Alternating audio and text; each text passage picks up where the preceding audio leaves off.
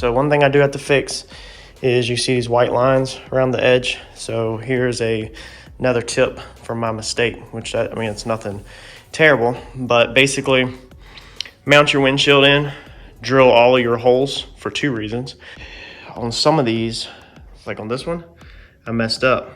So this one, what happened was I put my, I was using 2 sizes. So I put my 3/32 bit through. You go all the way through with 3/32, okay? Because you want the hole through the aluminum because that's the size of the screw. I'm using a 3/32. Works perfect for a number 6 in aluminum. And then you want a 5/32 through the Lexan so that the screw head doesn't bite the Lexan, it just bites the aluminum. So you go all the way through with the 3/32, and then you do the 5/32 through the Lexan, and then you do the taper. The windshield, I actually drilled it in place, and when I did this, I was paying attention to, I think, Harper or my wife or TV or something, and went all the way through with the 5/32. So then the screw threads won't bite properly. So now I have a little hole there. And then on this one, when I went through with this one, it actually was too far up above the lip that I have down there. So I have 2 now. So I'm thinking I'm gonna just put a little super glue in these, and I'm thinking that it will fill it in pretty decent, especially with the background. I don't think you'll really see it. I mean, you can't really see it unless you know it's there. So don't paint your border until after your windshield's installed, okay? That way you can see where your screw holes are going through, and you can see if you're gonna miss your thing or not. So since you're around your windshield can be a little wavy or a little higher here or whatever, if you go off of the edge, I'm learning, and go up, you might miss your foam strip, which is what happened over there. And then I had to start cheating them down a little bit because this side, the windshield actually doesn't sit down quite as low as that side. So if you don't paint your border, that will allow you to go ahead and peel everything off, and then you can see straight through, so you can hit dead center of your foam all the way around. You can mount the whole windshield, you can see what you're doing, and then you can take the windshield out of the car, and then you can paint your border, okay? That also will prevent mistakes like we made back here where you can see my foam, because we would have been able to go ahead and tape it or something. I don't know how it did that, but I would have waited and done the border later, and I wouldn't have messed that up. But the second thing is I painted this border last night, and then I sanded the edge and 45 the edges, because actually on this windshield I actually 45 all the edges like this on the back side of the windshield to help it sit down flush. And that's what you're seeing. You're seeing my sanding marks. So all I need to do is touch that up with some black paint. It's not a big deal. I'll probably just brush it out because it's on the black back side, so it just needs some paint. But I'll brush that out and fill that with super glue and touch that up on the back side, and then all of that will be fixed. But them are just 2 pieces of advice. I would definitely not put your border on at all. I would mount the whole entire windshield in, all screws, everything, and then tape your border last, and then mount your paint your border and then put it back in. The next car I do, that's how I'll definitely be doing it. I won't do the border until last. But like I said, I told y'all up front in this video that y'all were gonna learn with me, on this thing. The clear windshield is actually kind of cool. I like seeing the interior, but I don't know how long I'll keep it. I might end up ordering the tinted one. I got to see how transparent the tinted stuff is from inside the car. After I get the side windows done and the quarter windows, I'll have to pull it out and see how transparent it is. But I'm digging how you can see through the windshield, so it'll be definitely better for street racing at night or making a pass, or even at a track, being able to see what's going on. All right, the piece that I have been curious about the most, the item I have been curious about the most is the weight of the front windshield on the 74 Mercury Comet, which is the same thing as a Ford Maverick, and it is OEM glass. We got 21.2, 22, 22. So with that weighing 22 pounds and the rear glass weighing 20 pounds, that's 42 pounds I just took off the car. And we're not even through the side windows and the quarter windows. Y'all go ahead and comment below what you think the total weight shaved off the car is going to be after I pull the 2 side windows. The trim tool that I used to actually take the trim off, I know a lot of people ask about that in the groups, was one of these old school bottle openers. Okay, so and this is what I originally used that worked really good whenever I first originally took the trim off. I use this side, and basically all you do is I come underneath here and then just pry, because you're putting pressure on the rubber gasket. You're not putting a lot of pressure. And you're not trying to pry and get it to pop up. You're just trying to pry and wiggle it. And after, working a few spots, I was able to get it where it did come out. There is a release mechanism. If you go in there and you're supposed to hook and pull, that opens the clip up so the trim comes up, because your trim actually, let me see if I can show y'all real fast. So your trim has this channel. This is the channel that sits against the glass, and then the other channel, okay, the deeper channel is the one that hooks the clips. This is your clip that you have. So what happens is that your clip actually goes in there. So your clip hooks in like that, okay? And then where my pointer finger is where there's a stud on the windshield.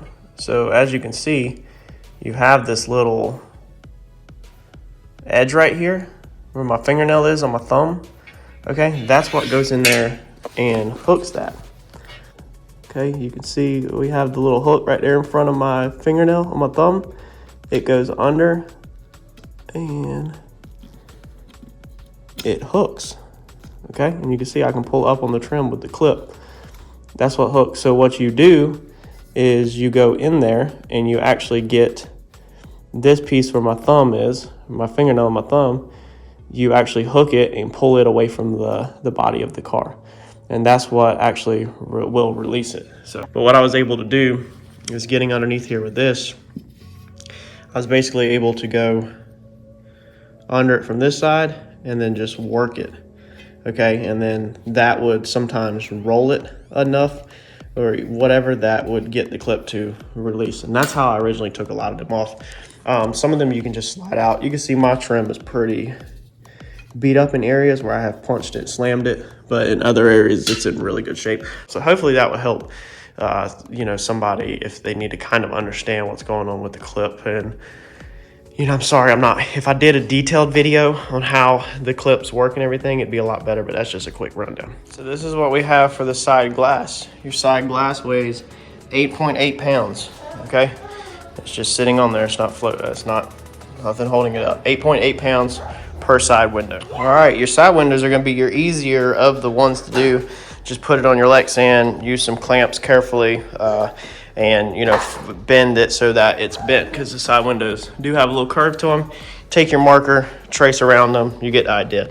You gotta make sure you get these holes, okay? They have to be cut out if you're gonna use the factory regulator. So from the factory, these things go through the glass, okay? So you have a hole in your glass. These go through the regulator first and then through the glass, and then this pin gets shoved inside of it. And when this pin's shoved inside of it, that spreads these little feet out, and that's what holds the glass in. That's plastic, so the glass doesn't crack or anything.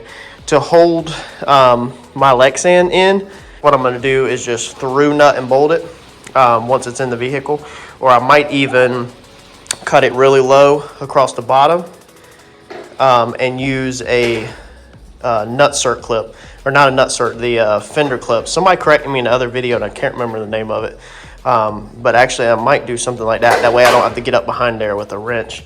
So maybe I'll move this Lexan to where it's more up here so that my little clip can go over top of it. So this was what I was talking about with the metal clips. It's the ones that just slip over, and then you can just put a screw through this side. The glass goes here, so I'm actually gonna scoop my Lexan up to here. It was obviously tended to here, so I know that you don't ever see past, like right here. So this is basically just wasted glass that the car manufacturers, when they built, they just put more glass in that's needed. So I'm gonna cheat the Lexan up to there. That way I can hit the same exact hole in the window.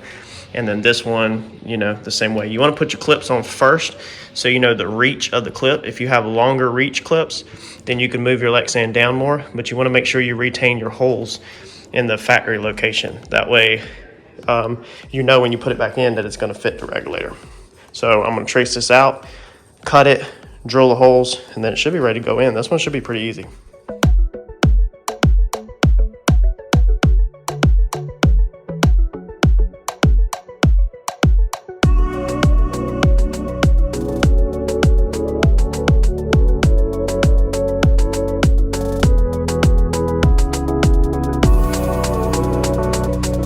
due to this window needing to slide down in the track, you can't put your clips on until you get your window in there. So that's what makes it cool about this. And all I did, or that's what makes it cool versus nutsert, you won't be able to get it in there. And all I did was take this big chisel I had and put these clips over top of it like this, and then pushed it way down to open them up so that you're not like that, okay, to bend it open. That way you're not using so much pressure to get them on and off that. I kind of want them to be a real loose fit, so all I got to do is kind of hold them there with my finger, get the bolts started through them, and then they'll hold themselves in place. But that way you're not sitting there fighting with them to get it on and off. So I'm gonna get this stuck in there, get these stuck on, get the bolts through it, and then test it to see if it works and go up and down.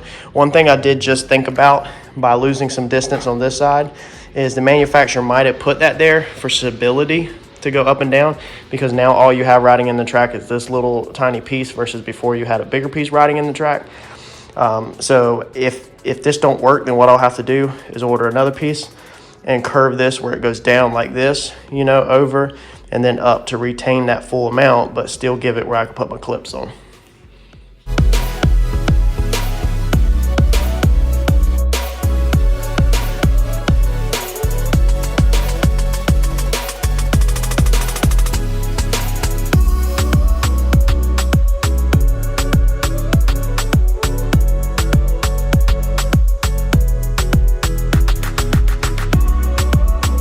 So there you go. That's glass, and that's Lexan. So not bad. And that's actually a roll-up window down. The only thing I'm seeing about it is that when you roll it down, the top does want to come out of the track. Let's see here. So you see right there, the top does want to push itself out of the track, but it will go down.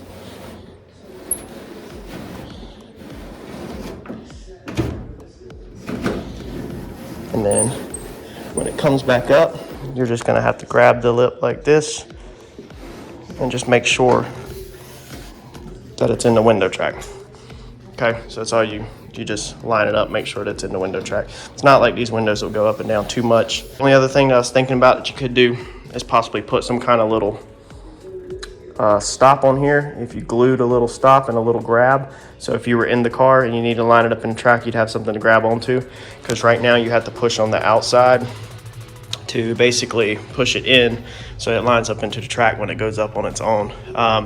Now it might, with some heat, it might start forming and get better, but for right now, that's how it is. And that's not bad. If I wanted to go back glass, it's a super simple swap over. I could swap it back to glass probably in 20 minutes.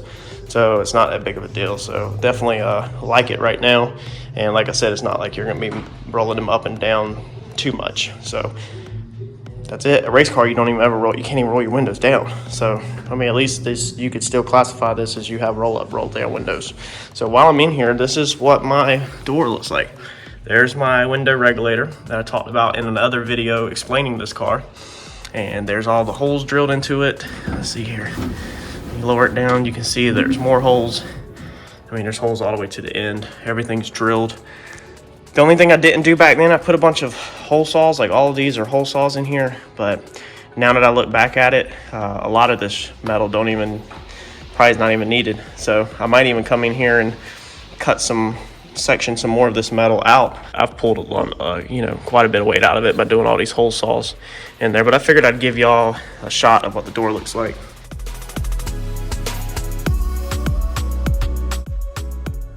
So that's some stuff I did to cut more weight out of the doors. These are my door panels. I do have this piece of metal or plastic door pull kit that I installed. I figured I'd go ahead and show y'all that.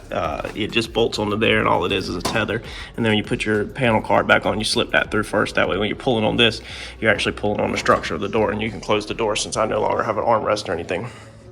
So on the passenger side, I'm gonna do an experiment like we talked about, leaving this full piece down here. So what I did was I marked my hole, and then I just did a straight line across it right here, and then just took my painter's tape like we did in the other video and made a radius. That way I could slip the clip on there, but I'm actually going to leave all of this meat. I don't feel like cutting this whole length down to nothing. If you want to, you can, but I'd rather just make this curve and be done with it, because it's not like this little bit really adds any weight. But yeah, I'm gonna try it on this one to see if maybe that helps the top go in a little better. I don't think it will, because basically the Lexan is just wanting to go straight whenever it's out of the frame. But I'm still going to just try it and see if it makes any of a difference.